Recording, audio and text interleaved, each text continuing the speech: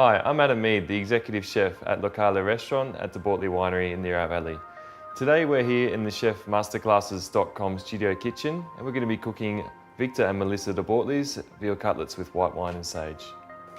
Okay, so we're just going to season those with a nice sprinkling of your sea salt. It's really important that you season your meats and just anything that you're cooking really, because it just brings out the flavour. Okay, so seasoned flour, we've just got plain flour here. Just going to add some cracked pepper to that. So when we're seasoning our flour, we just want to get that coating on the veal cutlet, okay, so that we get some nice flavour in there. So we've already seasoned our veal with the salt, and that's why we're only adding pepper to the seasoned flour. And then we'll spread that out nice and evenly. We're just going to dust those veal cutlets in the flour. And what that's going to do is just help you to season your veal well. What we want to do is just help to thicken that sauce and give it that body. For celiacs, it's not a problem. You can just either omit the flour or use some rice flour. Now, when we're cooking with garlic, okay, in this case, what we're going to do is just crush those cloves. We're not actually going to eat the garlic. We're just looking for that flavour to come through with the sauce. So the next step is just to cook our veal. Okay, we've got the gas on there. Now, in this case, we're not looking for a particularly high heat with the pan. The reason is that we're going to be adding some butter to the pan first and a bit of garlic. Also, with the flour that we've dusted our veal in, we're not looking for that really high heat to seal the outside of that veal. You just add some butter to the pan. So once that starts to melt, that gives us an indication that the pan's getting hot. It's all about temperature. Cooking any kind of meat, it's all about temperature and consistency.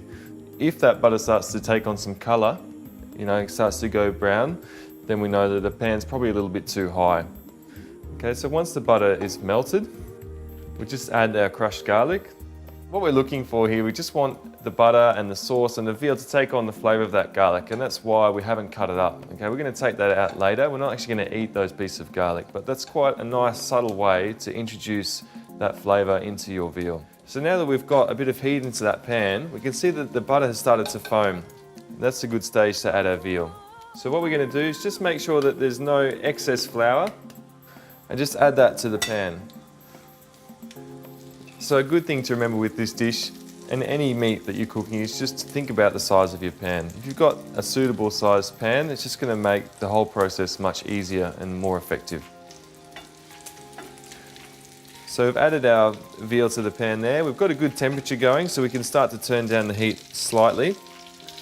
And we're just looking to maintain that temperature as we're cooking the veal, and that will help the veal to seal, take on the colour, take on the flavour from the butter and the garlic, the salt and the pepper that we've added so far. So on this temperature, the veal's probably going to take around 10 minutes. We're just going to keep an eye on that, turn it over about the halfway point, and then the next step is for us to add the wine and the sage. Okay, so with our veal cutlets, the other thing that we can do is just when one's a little bit thinner than the other, we could just take that out of the pan and put it on top of a thicker cutlet. And that way it would just help them to cook evenly. If one's cooking a little bit fast, you just need to slow down that cooking process with the thinner cutlet.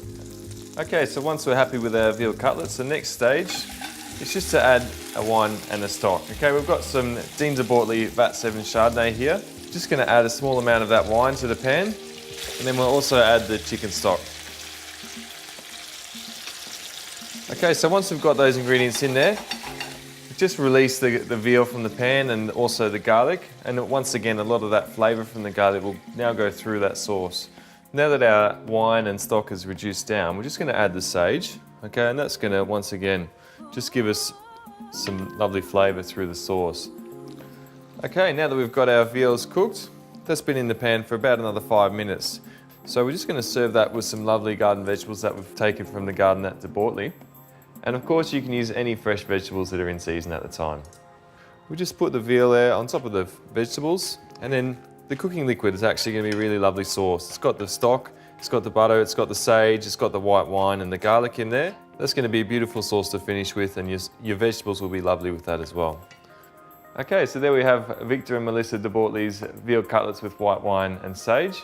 And that would just go really well with this Yarra Valley estate grown Pinot Noir.